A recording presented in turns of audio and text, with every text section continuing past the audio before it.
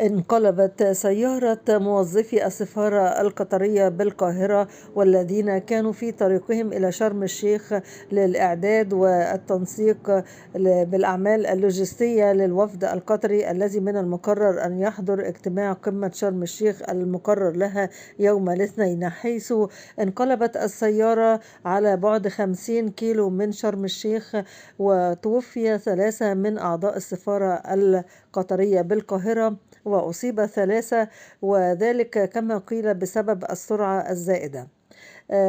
يعني من المقرر أن تعقد القمة يوم الاثنين، وكان من المقرر أن يكونوا في إعداد لهذا للوفد القطري المقرر أن يحضر. وقمة شرم الشيخ سوف تعقد يوم الاثنين برئاسة مشتركة من الرئيس عبد الفتاح السيسي وأيضا الرئيس الأمريكي دونالد ترامب، وبحضور نحو 20 دولة، وذلك لإقرار السلام في منطقة في غزة وفي المنطقة، والعمل على إقرار السلام في المنطقة أو الإقليم.